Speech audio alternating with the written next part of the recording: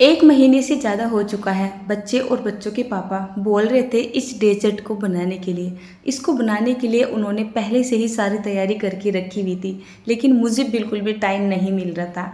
आज थोड़ा-सा टाइम मिला है क्योंकि बच्चों की छुट्टियाँ चल रही हैं। बच्चे घर के काम में हाथ बटा देते हैं तो मेरा काम थोड़ा-सा जल्दी ख़त्म हो जाता है। तो मैंने सोचा बच्चे जब काम करते हैं तो उनकी पसंद का ज़रूर मुझे बनाना चाहिए। तो गैस ऑन कर कर मैंने यहाँ पर एक कढ़ाई रख दी है और जो भी कुछ दूध मेरे पास था वो दूध मैंने यहाँ पर डाल दिया है। दूध की कोई नेट क्वांटिटी नहीं है, 1 सवा लीटर के जितना ये दूध था। कुछ मलाई उतरा हुआ दूध था और कुछ मलाई के साथ ये दूध था।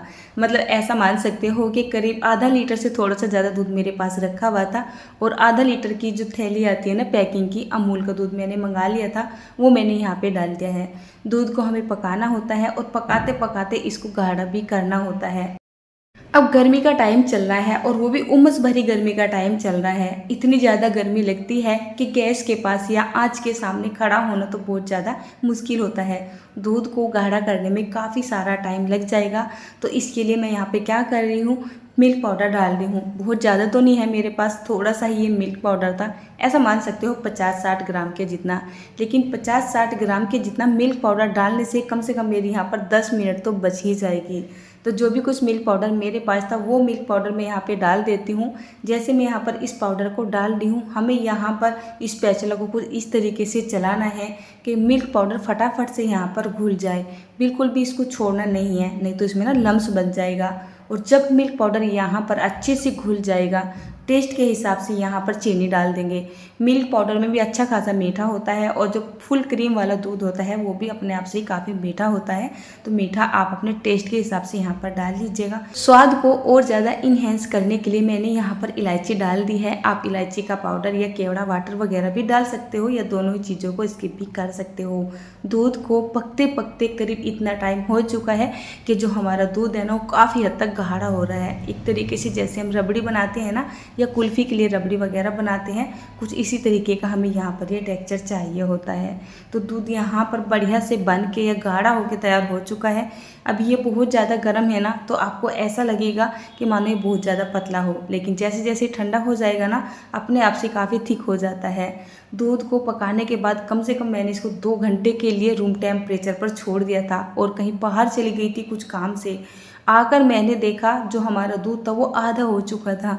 इसका टेस्ट ही कुछ ऐसा होता है। बच्चों ने देखा और मुझे आने में थोड़ा सा लेट हो गई, तो बच्चों ने सोचा इसी में से थोड़ा सा पार्टिसिपेट कर लेते हैं। तो बच्चों ने यहाँ पर कम से कम आधा दूध ख़त्म कर दिया था। चले कोई बात नहीं, अब कर दिया है तो कर दिया।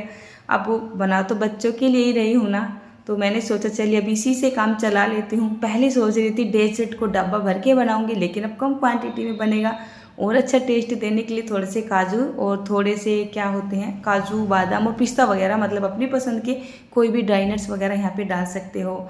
यहाँ पर मैंने एक छोटा सा डब्बा ले लिया है और आपको दिखा रही हूँ मैं ये रस पीस। 70 रुपये का ये रस पीस का पूरा पैक आया था और मुझे इसको बनाने का बिल्कुल भी टाइम नहीं मिल रहा था, तो केवल ये ही रस पीस यहाँ पर बचे हुए थे जिनका इस्तेमाल आज मैं कर रही हूँ। अब सारे रस पीस का इस्तेमाल यहाँ पे नहीं होगा क्योंकि बच्चों ने पहले ही रबड़ी की जो क्वांटिटी है वो कम कर दी है। मैं यहाँ पर 3 या 4 रस पीस का इस्तेमाल करने वाली हूँ। पहले थोड़ी सी रबड़ी हमने इस डब्बे में डाल दी, उसके ऊपर इस तरीके से ये रस पीस रख दिया। इसके बाद फिर से यहाँ पर रबड़ी डाल दी, इसके बाद फिर से मैं यहाँ पर एक रस पीस लगा रही हूँ। अब ये जो साइडों की जगह खाली खाली लग रही है ना, अच्छी भी नहीं लग रही है और मैं चाह रही थी इसकी क्वांटिटी थोड़ी सी बढ़ भी जाए। और अब मैं यहाँ पर अगर साबुत रस पीस रखती हूँ तो वो आएंगे नहीं, तो मैं क्या कर रही हूँ रस पीस को थोड़ा टुकड़ों में तोड़ रही हूँ और इस डब्बे में थोड़ा सा अरेंज कर देती हूँ इसको। मैं चाह रही थी यहाँ पर 8-10 रस पीस की तो मैं ये डेज़र्ट बना के तैयार कर ही लूँगी ताकि सब पेट भर भर के खा सके, लेकिन बच्चों ने इस काम के लिए यहाँ पर रबड़ी को छोड़ा ही नहीं था। खैर कोई बात नहीं, चलिए यहाँ पर मैंने डब्बे को अच्छे से भर लिया है जितना हो सकता है।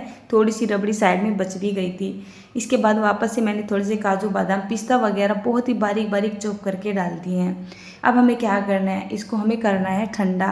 ठंडा करने के लिए चलते हैं अपने फ्रिज के पास।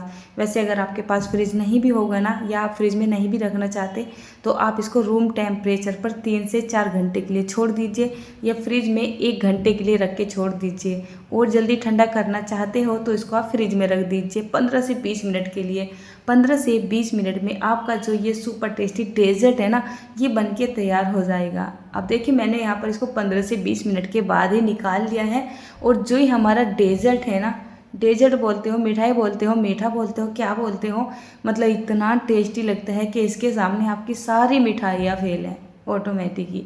और हाँ, आपसे बोलना चाहूँगी, आप इस डेजर्ट में जो रेसिपीस इस्तेमाल कर रहे हो ना, वो थोड़े से अच्छी क्वालिटी के, अच्छी कंपनी के होंगे तो डेजर्ट के जो स्वाद है ना, उसमें 4 चांद लग जाएंगे। लोकल क्वालिटी के जो रेसिपीस आते हैं ना, उसका इस्तेमाल मत कीजिएगा।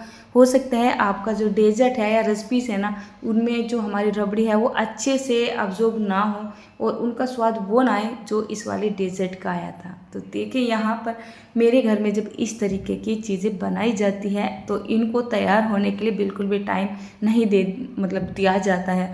ऑटोमेटिक ही बच्चों का घर है और बच्चों को इस तरीके की चीज़ें खाना बहुत पसंद होती है, तो वो इसको ज़्यादा टाइम नहीं देते हैं। आधा पौना घंटे का टाइम मुझे मुश्किल से मिलता है और मुझे अपनी वीडियो को कंप्लीट करना पड़ जाता है।